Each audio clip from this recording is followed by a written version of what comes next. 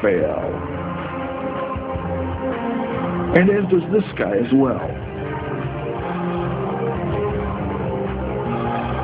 In the next photo, you can see a mob scene and a guy wearing a white headscarf. He also has an FN-FAL. Now, how could all these people get such a weapon in such good condition? The rifle is not and has never been adopted by the Libyan army. Usually, Libyan soldiers run around with old Kalashnikovs, like this one. This means that the rebels could not get all of those FN-FAL rifles from military storage points, and they certainly couldn't buy them in a store. So the question is, where did they get them from? And even more importantly, how could they get the enormous amounts of ammo needed for the rifles when Gaddafi didn't have them? Let's also take a look at the machine guns. Well, the ancient DSHK Soviet heavy anti-aircraft machine gun, firing 12.7 by 108mm rounds, is actually quite normal for paramilitary nomads. But where did this thing come from? Or this. As you can see, these are U.S. machine guns chambered for NATO rounds. And again, they're absolutely brand new, right out of the box. Gaddafi couldn't have a weapon like this because of 40 years of embargo. And also, he really wouldn't need it because the rounds for it are very expensive, and getting them delivered is a big problem. It'd be much cheaper and much easier to buy Chinese machine guns chambered for Soviet rounds. Oh, well, there we go. That's a Chinese heavy machine gun. But this picture is interesting not because of the machine gun itself, but because of the fact that the machine gun is, again, brand new, right from the plant, as well as the instructors who are teaching the Libyan father how to use the weapon. And now can you see what this is hinting at?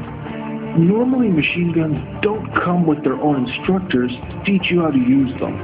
But then again, machine guns alone don't win a revolution. You need something with some real firepower. And well, here's something.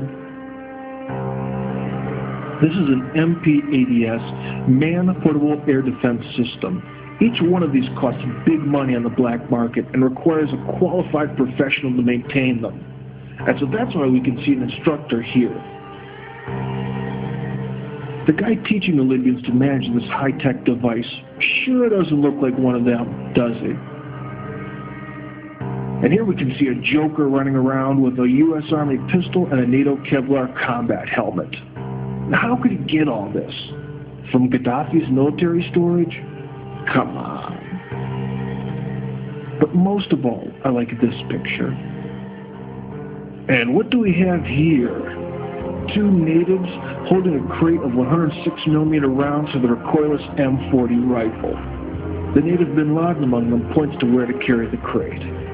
The M40 recoilless rifle is a lightweight, portable, crew-served 105mm weapon intended primarily as an anti-tank weapon made in the United States. Okay, this crate is American and brand new. I think you can realize that by now. For example, if you look at the perfect condition of the crate, straps, come on, you can't tell me that this came from Gaddafi's ancient storages.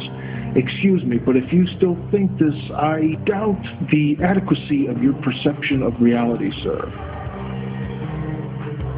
Let me remind you, Libya had a 40-year embargo, so there's no way that Libya could have bought the weapons or the rounds from the U.S. or the U.K.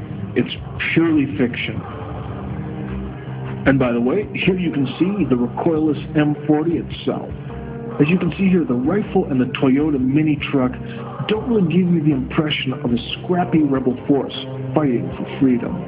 Wow, and among the rebels we can surprisingly see some African mercenaries that were allegedly hired by Gaddafi to fire on the people. So finally, what is the general conclusion that you can make from our brief photo investigation?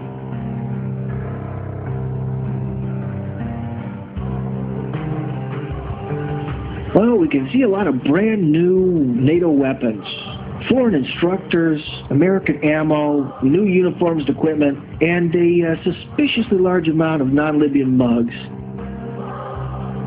Do you know what this looks like? You're absolutely right. It definitely looks like a well-organized coup from abroad.